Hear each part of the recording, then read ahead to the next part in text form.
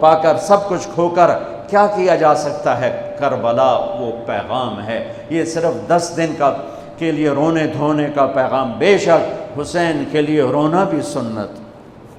ہر شے کو بدعت نہ بناؤ۔ پانی دیں۔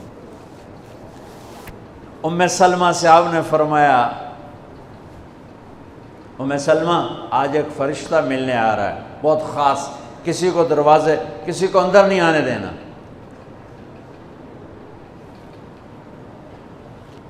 حضرت ام سلمہ پیرے پہ کھڑی ہو گئی۔ تھوڑی دیر میں حسین آ گئے، چھوٹے بچے معصوم ابھی، اندر جانے لگے، انہوں نے روک دیا، وہ رونے لگے، وہ روئے تو انہوں نے چھوڑ دیا۔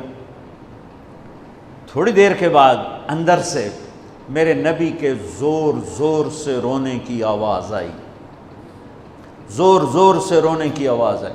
ام سلمہ رہ نہ سکی، بھاگ کے اندر گئیں تو آپ نے کیا دیکھا؟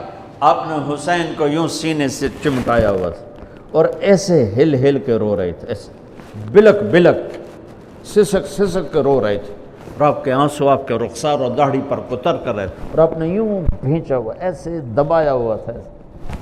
تو حضرت ام سلمہ نے کہا، میرے ماں باپ قربان یا رسول اللہ، کیا ہوا؟ آپ ایسے تڑپ کے کیوں رو رہے ہیں؟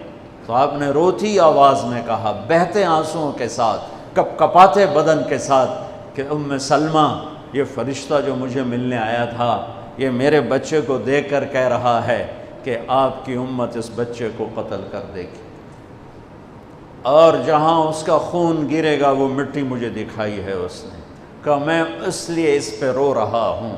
ابھی تو وہ شہید نہیں ہوئے اور رویا جا رہا ہے، تو ہم تو ان کی شہادت پہ روتے ہیں بھائی، ہم تو ان کی شہادت پہ روتے ہیں، اور یہ قیامت تک روتے رہے گی دنیا، قیامت۔ یہ اللہ کا نظام ہے، اس نے کربلا کے واقعے کو یوں کر دیا جیسے ہر سال آج ہی ہوا ہے، آج ہی حسین شہید ہو رہے ہیں، آج ہی عبداللہ کا سر کٹ رہا ہے، آج ہی زینب کی چادر کو پھاڑا جا رہا ہے، آج ہی لاشوں کو گھسیٹا جا رہا ہے۔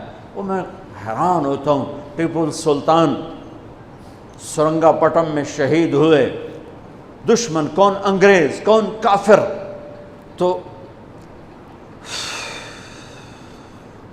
تو برطانوی لشکر نے ان کو توپوں کی سلامی دے کر دفن کیا، اور عزت و احترام کے ساتھ دفن کیا، اور میرے نبی کے نواسے کی لاش کو ان کم بختوں نے کفن بھی نہ پہنانے دیا، جنازہ بھی نہ پڑھنے دیا، دفن بھی نہیں کرنے دیا۔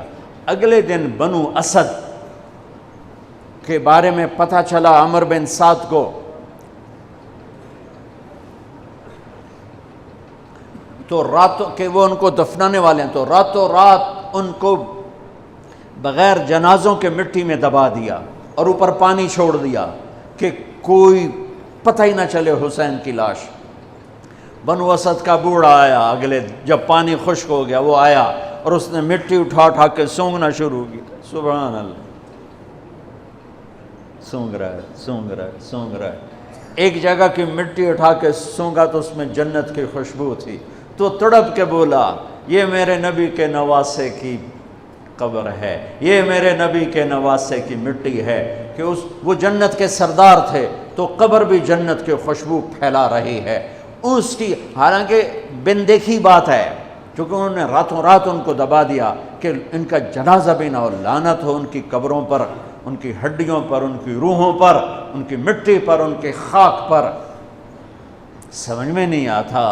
نبی کے گھر کے کتے کی بھی ہم تو عزت کریں گے اگر آج ہمیں پتہ چلے یہ نبی کے گھر کا کتا ہے۔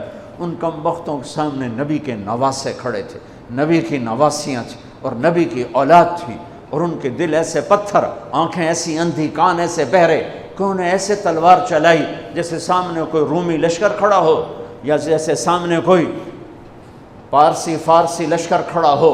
اتنے عظیم ہستیاں، میں کہاں سے بیان کروں؟ پہلے خاندان سنو۔ میرے نبی نے فرمایا، اللہ نے پوری کائنات کو کھنگالا اور پھر عربوں کو الگ کیا، پھر سارے عرب کی چھانٹی کی اور اس میں سے مضر کو الگ کیا، پھر مضر کی چھانٹی کی، پھر اس میں قریش کو الگ کیا، پھر قریش کی چھانٹی کی، اس میں سے ہاشم کو الگ کیا، پھر ہاشم کی نسل کو چھانٹ کر اللہ نے میرا انتخاب کیا، انا خیرکم ابا و نفسا،